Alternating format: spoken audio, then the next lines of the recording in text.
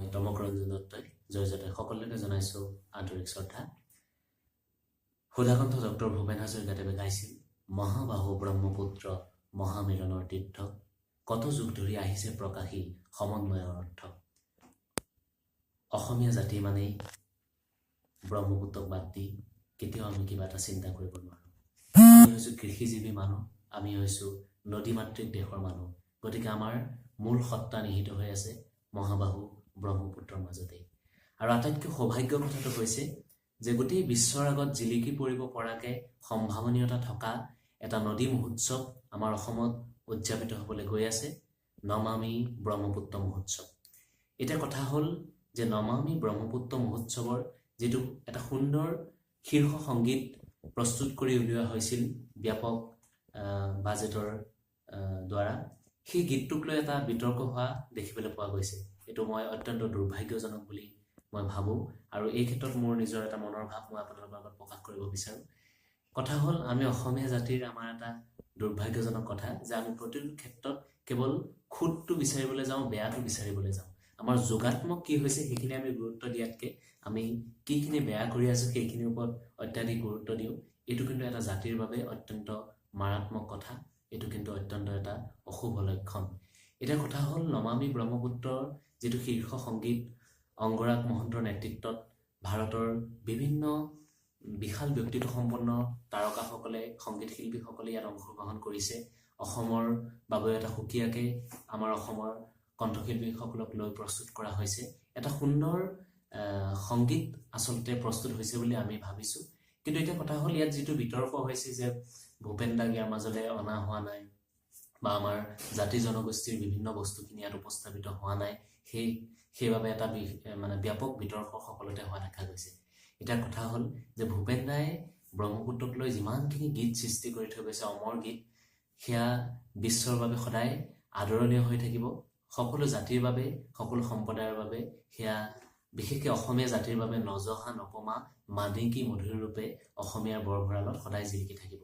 গতিকে আকৌ বেলেগকৈ সেয়া সৃষ্টি কৰাৰ প্ৰয়োজন নাই বুলি মই ভাবোঁ। এতিয়া কথা হ'ল নতুন চিন্তাৰে, নতুন ধৰণেৰে অংগৰাগ পাপন মহন্তই যি এটা সুন্দৰ শীৰ্ষ সংগীত উপস্থাপিত কৰিলে, এয়া সঁচাকৈ এটা আমাৰ বাবে শুভ লক্ষণ। ইমান এটা সুন্দৰ সংগীত ব্যৱস্থাপনা, ইমান সুন্দৰ দৃশ্যায়ন।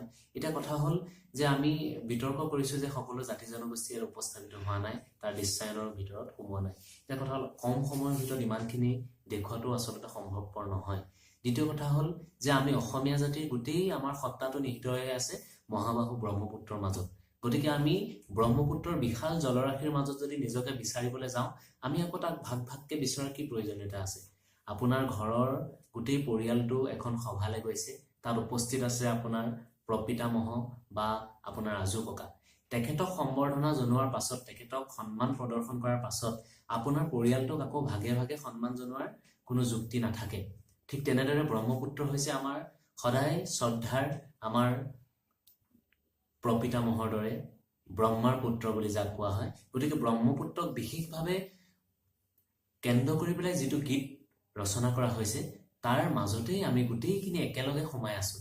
আকৌ যদি আমি ভাগ ভাগ কৰিবলৈ যাওঁ, তেতিয়া আমি নিজকে মূল সুঁতিৰ পৰা যেন আমি নিজকে বিচ্ছিন্ন কৰিব বিচাৰিছোঁ, মোৰ এনেকুৱা এটাহে মনোভাৱ হ'ব। আৰু দ্বিতীয় কথা যে আমি সকলো এক হৈ থাকি এক অসমীয়া জাতিৰূপে ব্ৰহ্মপুত্ৰৰ মাজত যদি বিচাৰিবলৈ যাওঁ, নিজকে যদি তাৰ মাজতে বিচাৰি পাওঁ, আকৌ বেলেগকৈ আমাক পৰিচয় কৰি দিয়াৰ কোনো কথা নাথাকে বুলি মই ভাবোঁ। এয়া কেন্দ্ৰ কৰি সৃষ্টি কৰা হৈছে নমামি ব্ৰহ্মপুত্ৰ মহোৎসৱৰ বাবে, য'ত বিশেষভাৱে গুৰুত্ব দিয়া হৈছে ব্ৰহ্মপুত্ৰৰ ওপৰত। গতিকে ব্ৰহ্মপুত্ৰৰ মাজতে আমি যিহেতু সোমাই আছোঁ, গতিকে আকৌ আমাক ভাগ ভাগকৈ চিনাকি কৰি দিয়াৰ প্ৰয়োজনীয়তা নাই বুলি মই ভাবোঁ। আৰু আমি সকলো এক হৈ যিদিনাখনলৈকে পৰিচয় দি যাম, সেইদিনাখনলৈকে অসমীয়া জাতি জীয়াই থাকিব। কিন্তু আমি যদি মূল শিপাবিলাক খান্দি খান্দি নিজকে ভাগ ভাগ কৰি দেখুৱাবলৈ যাওঁ, তেতিয়া কিন্তু অসমীয়া জাতি নামে যিটো সত্তা আছে সেয়া কিন্তু নাইকিয়া হৈ যাব। কাৰণ ভূপেন দাই কৈ থৈ গৈছে, আমি ভাল ভাৰতীয় আৰু দূৰণিৰ পৰা আহি দুইতৰ পাৰতে মাটিক মাতৃ বোলা প্ৰতি ভাৰতীয় হ'ল নতুন ৰূপত অসমীয়া। আমি সেইভাৱে থাকিলেই হ'ব, নহ'লে আমাৰ ৰাজহাৰ নাই বুলি বিশ্বই বৰকে হাঁহিব। গতিকে আমি প্ৰতিটো ক্ষেত্ৰতে বিতৰ্ক কৰিবলৈ যোৱা, প্ৰতিটো ক্ষেত্ৰতে কেৱল বেয়াটো বিচাৰিবলৈ যোৱা যিটো আমাৰ মনোভাৱ, সেয়া আমি পৰিত্যাগ কৰি তাতকৈ আমাৰ যিখিনি ভাল আছে তাক লৈ আমি নিজৰ জাতিটোৰ উন্নতিৰ কথা চিন্তা কৰিব লাগে। আৰু আমি আশা কৰোঁ এয়া আমাৰ নিজস্ব সম্পদ ব্ৰহ্মপুত্ৰ এই আমাৰ নিজস্ব সম্পদক লৈ বিশ্বৰ আগত জিলিকি পৰাকে যি এটা উৎসৱৰ আয়োজন কৰিবলৈ লোৱা হৈছে প্ৰতিজন অসমীয়াৰ দায়িত্ব প্ৰতিজন অসমবাসীৰ দায়িত্ব ইয়াক সাফল্যমণ্ডিত কৰাৰ গতিকে আমি আশা ৰাখিছোঁ যে সকলো বিতৰ্কৰ অৱসান হওক এই বৃহত্তৰ নদী উৎসৱটো সফল হওক আৰু পুনৰ শেষত কৈছোঁ এয়া মোৰ নিজস্ব মনোভাৱ হয়তো ক'ৰবাত ভুল ক্ৰুটি যদি ৰৈ গৈছে তাৰ বাবে মই আপোনালোকৰ ওচৰত ক্ষমা বিচাৰিছোঁ ধন্যবাদ